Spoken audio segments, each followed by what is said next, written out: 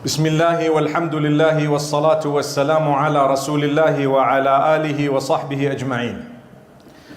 One of the biggest things that we pay a price for is the tongue. The Prophet sallallahu alayhi wasallam in a hadith in Sunan al-Tirmidhi makes mention of the pillars of Islam. He was asked by the companions radiyallahu anhum, what is it that I need to do in order to ensure my entry into paradise and my protection from hellfire? So the first thing he said is, you should worship Allah without associating partners. You should fulfill your 5 daily prayers. You should fast in the month of Ramadan. You should give charity from what Allah has given you. And you should go for the pilgrimage, the Hajj, if you are able and capable. And then he continued to mention other more important things in terms of how to uphold these pillars of Islam. Because it's not to my benefit to be a person who prays 5 times a day, but I'm losing the reward of the prayer because of something. Or I'm very charitable, but I'm losing it because of something. So he spoke about the main point being submission to Allah subhanahu wa ta'ala, and the peak being the sacrifice that you and I would make in order to fulfill the obligations to Allah. When we speak of jihad in Islam, people have given it a very narrow meaning that they want to portray to the world. When the Muslims say jihad, it means something negative, it means violence, it means so on. That is not correct. Jihad means a struggle. There is a struggle required to do that which Allah wants you to do in terms of your 5 daily prayer. We cannot get up for Salatul Fajr at times because we're not struggling or we're not striving good enough or well enough or to the degree that we're meant to. That's a jihad. But obviously there are different levels of jihad. To protect yourself and defend yourself is one of the levels. Someone comes to slap me, I might want to process it in a few ways based on what is most beneficial, that he doesn't slap me again. And at the same time, I don't make the situation worse. When someone swears me, I also need to look at that and quickly process how I would like to react. I want to react in a way that I solve the problem, and I want to react in a way that he doesn't do that again. So it's quite tricky. Nonetheless, all that is a jihad. It's a struggle. In life, to surrender to the decree and destiny that Allah's chosen for you is also a struggle. To bear patience is also a struggle. If Allah's chosen that you're going to be this color, this type of hair, this race, this, for example, build and so on, there is nothing you can do about it at times besides surrender to the decree of Allah. And if there is something you can do about something that might not be so normal, then you may do it within that limit that is not displeasing to Allah. What this means is, say you have a nose and it's a bent nose. And everyone says your nose is bent. Now, for your information, all our noses are bent. Nobody on earth has a straight nose. Not one person. It might look straight to you, but it's not. It's not possible. You can't have that. You can argue with me in the comments if you see this video later. But nonetheless, we look at ourselves too much in the mirror, so we see faults. My one eye is big, the other eye is small, the nose is heading to the left, the other one's heading to the right, and my lip is this way and the other thing is this way, and my one cheek is up and the other one is down, and one side of my face is 0.009 millimeters bigger than the other side because I sleep on this side and I don't on that side. And all that is shaitan. You need to be patient. Thank Allah. Allah chose you. You don't change all of that. But if your nose is totally bent, it's affecting your mind. You are allowed to correct it. You are. Your teeth are not straight. Your bite is wrong. You have an overbite, something. You are allowed to correct that without a doubt. You are. You can't see properly. You can either have laser, you can wear glasses, you can wear contacts, no problem. So let's not confuse it. If something is wrong, you can correct it. But when something is right, you can't play with it. That's what I mean. Allah chose your build, for example. It's okay. The biggest gift you can give yourself is to love yourself the way Allah made you. Whoever loves you that way, alhamdulillah. Whoever doesn't, a'udhu billah. They can fly a kite. Allah, they can fly a kite. We don't need them. And if someone's not going to respect me because of the way Allah's made me, I promise you they have no space in your life. You make dua for them and move on. People might not like you based on a few things. So what? They can go. In all honesty, they need help, not me. May Allah Almighty grant us the ability to love ourselves the way He made us. But in all honesty, there is a lot that we require when it comes to accepting what Allah's chosen for me. You can't find a job, you can't find a spouse, or you found a spouse, but you're going to have to sacrifice. We have a problem today. So many people, boys and girls, they say, I want to get married, but I want you to accept me exactly the way I am, no changes. Okay, it sounds correct. If you're talking about things that Allah has made you in a way that you can't really change, yes, we agree. But if you're talking about you can't change me when you are far from Allah, then why did you get married? The whole idea of getting married is to remind you of your prayer, remind you of your duties unto Allah, remind you of the haram that you might be doing, so that together we can go to paradise. That's the idea of coming together in marriage. So for someone to say, accept me as I am, it's a double-edged sword. What do you mean? Do you really mean that when you don't pray, you sleep, you're drinking, you're going clubbing, then I must just say, no, I've got to accept you as you are? No way, no way, no way. We reject that statement. But accept me as I am in the sense that, look, my complexion, maybe my skin, my hair, whatever, you take me as I am, alhamdulillah. And the fact that you might be bald, whatever, alhamdulillah, we don't mind. You know what, we accept you as you are. You don't really need to go to Turkey. But if you'd like to, inshallah, it's not prohibited. See all the smiles. Some of you are probably camouflaging what happened. Nonetheless, it's okay. But getting back to the point, when the Prophet ﷺ spoke about these acts of worship, and he spoke about jihad and the struggle that is required in order to remain on the path, do you know what? He says, should I inform you of the thing that controls all of this? So, Mu'adh ibn Jabal radiallahu anhu says, yes, O Messenger. He says, control your tongue. Hold back your tongue. In a narration, amlik lisanak, control your tongue. Kuffa alayka hada. He pointed to his tongue. He says, hold this thing back. Why? Because it will make or break every other thing that we just mentioned. Your tongue. A man is not known by anything better than his tongue. Same applies to a woman. You can be the most pious. If your tongue is messed, you are messed. If you are the wealthiest, if your tongue is messed, you are messed. If you are the poorest, but your tongue is amazing, and you only say beautiful, empowering, encouraging words, you are an amazing human being. People will love the interaction with you. They meet you. They feel empowered because they know this person does not insult, does not abuse, does not hurt, does not hate with their tongues.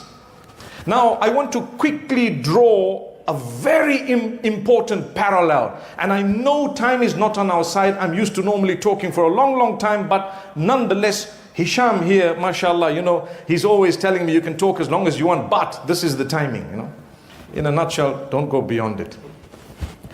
It's okay. My brothers and sisters, Musa alayhi salam was sent to Fir'aun, the Pharaoh. To put you in the picture, the worst of mankind at the time was the one whom the best of mankind at the time was sent to. Allah already knew the Pharaoh is not going to accept anything. Allah knew that he's not going to accept the message, he's going to reject it, he's going to die on kufr or disbelief, right? Did Allah not know that? Allah knew it. So why would Allah Almighty want a messenger to have an entire mission that he would mention in the Quran that would come down to all the other prophets of Allah subhanahu wa ta'ala about something where there was a man who wasn't going to accept the message? And how Allah sent this man in order to show you and I the importance, the greatness of so many things, one of them being the way you talk to someone, the way you make them feel. Don't give them the excuse. Look, If I see bad and I stand on the mimbar and I start talking about individuals, insulting them, belittling them, one day they will come right. When they do come right by the will of Allah, what will happen? I will have a sin for everything I said. I pay the heaviest price for whatever I said. The insulting. Allah refused and denied Musa alayhi salam to insult the Pharaoh. But we are insulting people better than the Pharaoh, and we are nowhere near Musa alayhi salam. When he comes right one day, we will be at loss. I'd rather say a good word and be contributing towards correcting the matter so it can be a sadaqah jariyah for me. It's an act of charity. When he comes right, everything he does, I got a reward for it. Guy says, you know, be careful. This guy goes to the clubs and pubs. Salaam alaikum, my brother. How are you? Hey, lovely to see you. MashaAllah, amazing. You're looking good. What did I do? Nothing. I'm empowering him. That's all. He'll feel the guilt, inshallah. Next time, make dua for him. You see him again, my brother, amazing, lovely, mashallah, how are you? Looking good. He'll want to come. When he hears you have a talk, he'll pitch up and he'll sit in the first saf. What happens? He'll then come to the masjid. Every time he comes to pray, you get a full reward for it. When he started reading the Quran, as a result of your good words, you get a reward for it. That is your Jannah. You might not have gotten paradise because of your deeds, but you got paradise because you encouraged others to do good deeds. It's possible. That would have earned the mercy of Allah, maybe more than this. It happens.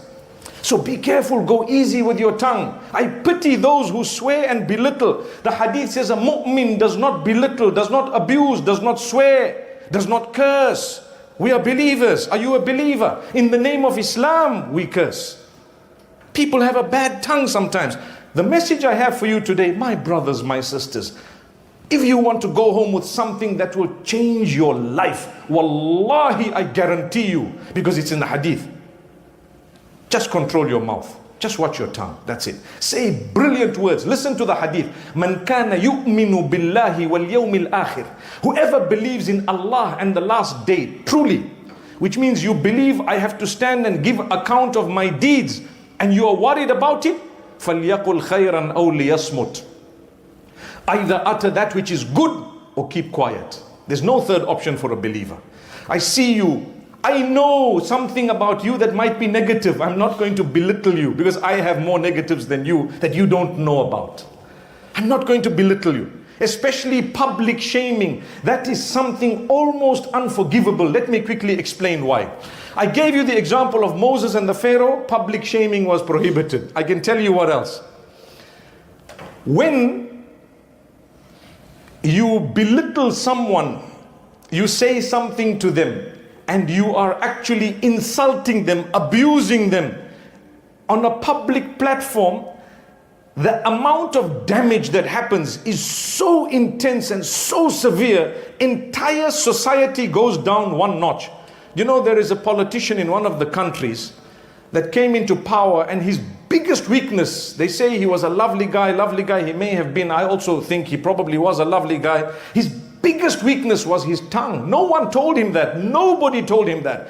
Every time he got up, the only thing that we know, he insulted other politicians in a public way. That's it. He insulted them. So no matter what good you did, you gave them reason to get up and become fierce against you.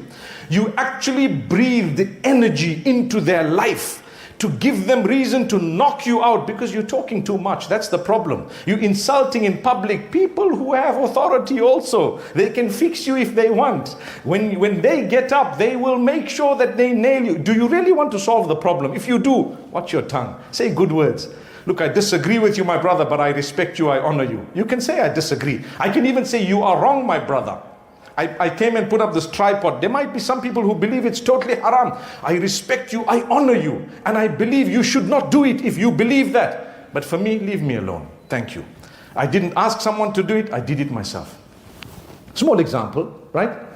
But we love you, and I love you with the difference. It doesn't mean because I differ with you that I need to insult you, abuse you, stand up and say this guy, this and this guy. You pay a price for that. Entire community drops down because the whole community starts swearing each other. Why? That's what they learned. That's what they learned. And what will happen to the children and the grandchildren? They'll start abusing in a bigger way. And we didn't gain anything. So the Prophet ﷺ says, watch your tongue. So Mu'adh ibn Jabal asks a question. He says, O messenger, will we be responsible for what we say? What that would mean is, I didn't do anything, I just told you you're stupid, right? I didn't do anything, I just told you. What's the big deal? The Prophet ﷺ says, Thakilatka ummuka ya Mu'adh. That's a powerful statement. In our language it means, what are you talking about, O Mu'adh? وَهَلْ يَكُبُّ النَّاسَ عَلَى مَنَاخِرِهِمْ فِي النَّارِ إِلَّا حَصَائِدُ أَلْسِنَتِهِمْ. Is there any other reason that people's faces will be smeared in hellfire besides their tongues? Whoa! Did you hear that? That means it's your tongue. You utter your shahada with your tongue. You praise Allah with your tongue. You say good words with your tongue. Why do you want to say bad things? You pay a price in the dunya and the akhirah. Backbiting is dhikruka akhaka bima yakra. To say the truth about someone behind their backs in a way that they would be belittled is called backbiting. It's not a lie. It's the truth. I heard something about you and I'm relating it. Nowadays it's so bad because it's just the click of a button on the phone or the touching of a screen. That's it. And what did you do? You belittle people. You don't even know they might be friends of Allah, or they might be future friends of Allah. Allah might know that in future this person's going to come to me. You insulted, you abused, you spread tales. It was all done either on Twitter or WhatsApp or whatever it may be. We're living in an age of social media. But in all honesty, when you think about it carefully and you hold yourself back, what happens? You are protecting yourself from engaging in a major sin known as backbiting. The hadith says, the Quran says, أَيُحِبُّ أَحَدُكُمْ أَن يَأْكُلَ لَحْمَ أَخِيهِ مَيْتًا فَكَرِهْتُمُوهُ. Would any one of you like that the flesh of your dead brother would be consumed and you wouldn't like it? Right? You wouldn't like it. I wouldn't. So Islam says backbiting, which is telling the truth, not a lie. Backbiting is when you tell the truth about someone behind their backs in a way that they don't like it, then you're eating the flesh of a dead person. What about if you're lying? You don't even know this person. We're living in an age where we're doing a lot of good deeds, but we're paying a price. We're paying a price because of the level that we're supposed to be at, that we're not at, of communication. Wallahi, do better. Wallahi, I want to tell you, sometimes I sit and look at non-Muslims in the professional world and the way they deal with each other. So much of discipline and integrity. And I tell myself, you know what? We are believers. We've been taught about the hereafter as well. Let's do better. I've worked on myself for years on end and I can feel the improvement. And I invite you to do something even better by the will of Allah. I'm a nobody. But I'm telling you, no matter how holy you think you are, your tongue says it all. No matter how powerful, authoritative, well, whatever you think you are, go easy. Everyone is human. Allah's put them in your lives to test you. You're humble or not? If you are, alhamdulillah. If you're not, it's time to improve. That's why we are here today. I wouldn't have dreamt yesterday that I was going to be here today, but here I am. And I thought of this message because of something that occurred last night. And I told myself, if it was just the tongue that was a little bit better, we could have solved the problem. Solve the problem. Sometimes you go too hard on someone, you swore them, curse them, what. And sometimes you do it in your own circles. Let me tell you something. There is nothing private anymore on earth. Your best friend is telling other people exactly what you said, knowingly or unknowingly. Knowingly or unknowingly, because that's how the world has become. Everyone's become, a person who wants to be the first to know, the first to tell, you see, right? May Allah Almighty grant us ease. Let's correct the way we speak about each other. By the will of Allah subhanahu wa ta'ala, we will be able to help the situations. We'll be able to improve family relations. I know things are tough, but sometimes things are tough. See, he's telling me there's 1 minute left. Allahu Akbar, mashallah. Things are tough. But at the same time, my brothers and sisters, we need to respect each other. The least you can offer someone is to use your tongue in a correct way. That's the least you can do. And actually, you're offering it to yourself. Because one last thing I want to quickly say. When you come on the day of Qiyamah with so many good deeds, one of the biggest ways you're going to lose is because you insulted this one, belittled that one, spoke bad about that one, backbitten about that one, slandered about that one. So your salah is gone there, your hajj is gone there, your zakat is gone there, and you sitting with nothing. What happened? Your tongue. So when the Prophet ﷺ says, watch your tongue, it's a powerful hadith. He spoke about it beyond, over and above and beyond your pillars and everything, because you're going to fulfill all of that. Yes, you're a Muslim, but you might lose everything because of your tongue. A lot more to say, inshallah, on another occasion. For now, أقول قولي هذا وصلى الله وسلم على نبينا محمد.